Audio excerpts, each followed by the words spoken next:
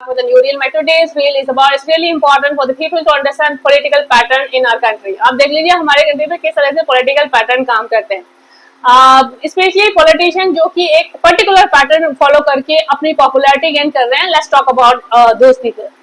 अरविंद केजरीवाल हम सभी जानते हैं, आप पार्टी के फाउंडर. आप देख लीजिए उन्होंने अन्ना हजारे की पॉपुलैरिटी को किस तरह से कैश करा है अपने फेवर में.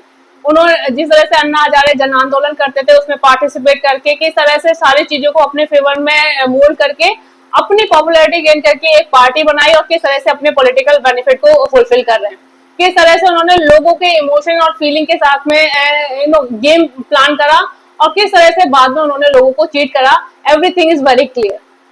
सेम पैटर्न पे यदि मैं बात करती हूँ तो आप देख लीजिए कि कॉकरोच जनता पार्टी के फाउंडर अभिजीत दिप्के भी कर रहे हैं.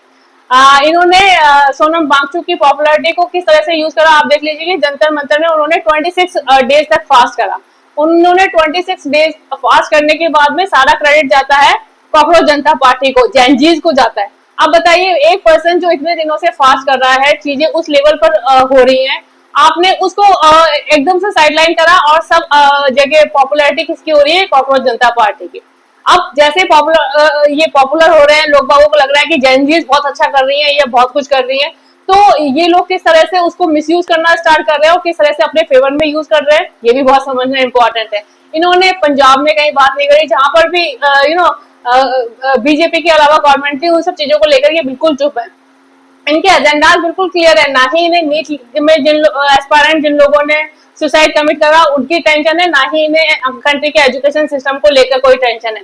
यदि मैं बात करूं अभिजीत दिप्के के बारे में, आपको पता होना चाहिए कि वो यहाँ पर उन्होंने एजुकेशन करी, इसके बाद जॉब करा. जॉब के बाद उनको बहुत अच्छा कुछ पैकेज वगैरह मिला नहीं था. इनको लगा कि यदि मैं बाहर जाके कुछ फॉरेन से एजुकेशन लेता हूँ तो हो सकता है कि मेरी डिग्री को वेटेज मिल जाएगा और मुझे अच्छी सैलरी वगैरह मिल जाएगी. ये इनका एजेंडा था बाहर जाके पढ़ने का. उसके बाद इनको लगा कि कुछ ऐसा करा जाए जिससे एकदम से मुझे काफी कुछ गेन मिल जाए, एकदम से लाइमलाइट में आ जाऊं.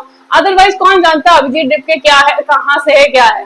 आप देख लीजिए कि उन्होंने किस तरह से कॉकरोच जनता पार्टी के नाम पर किस तरह से डीप स्टेट को के इन्फ्लुएंस में आकर एक नई पार्टी क्रिएट कर दी. पार्टी क्रिएट करने के बाद उन्होंने किस तरह से सारा प्लान करा अकॉर्डिंगली, किस तरह से सोनम वांगचुक जैसे ऐसे बड़े बड़े लोगों को इंक्लूड करा और किस तरह से अब वो स्टेटमेंट देते फिर रहे हैं. कहीं कह रहे हैं कि इस तरह की लैंग्वेज यूज करना कुछ गलत थोड़ी ना है, गाली गलौज देना कोई गलती थोड़ी ना है, इसके लिए पनिशमेंट करना या प्राइम मिनिस्टर नरेंद्र मोदी को ट्रिगर करना.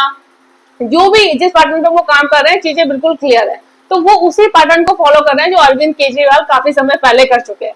अब लोग बागों को समझना बहुत ही इंपॉर्टेंट है कि आप किस तरह का लीडर चाहते हैं. आप दोबारा से एक अरविंद केजरीवाल जैसा लीडर चाहते हैं जो कि अपने पर्सनल पॉलिटिकल बेनिफिट के लिए लोगों को यूज कर रहा है, या आप रियल में कंट्री में रिफॉर्म लेके आना चाहते हैं. कंट्री में जितना रिफॉर्म इंपॉर्टेंट है उतनी ही कंट्री में इंटरनल सिक्योरिटी और सेफ्टी भी इंपॉर्टेंट होती है. हम देख चुके हैं किस तरह से ये लोग फॉरेन डीप स्टेट के इन्फ्लुएंस में आके चीजें कर रहे हैं, कहाँ से फंडिंग आ रही है, किस तरह से चीजें हो रही हैं, किस तरह से ये लोग बाग जो जेनजीज प्रोटेस्ट कर रहे थे, आप लोगों ने उनका एटीट्यूड देखा.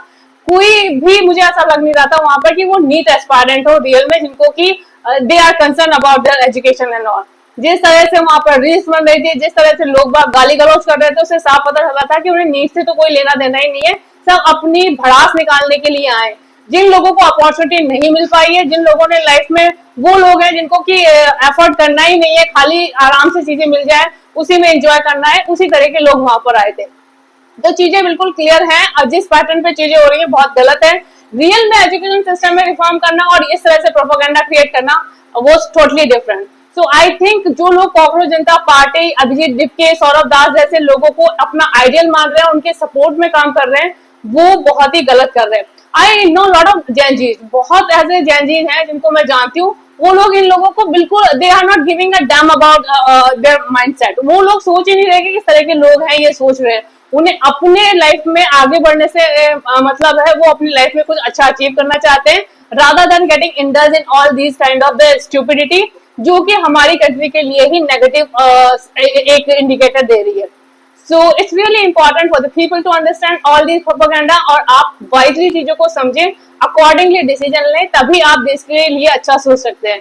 So I hope people will understand this and you react accordingly. That's really matter a lot for the country. So what do you say about this? Suggest me your thought. Bye. Have a nice day.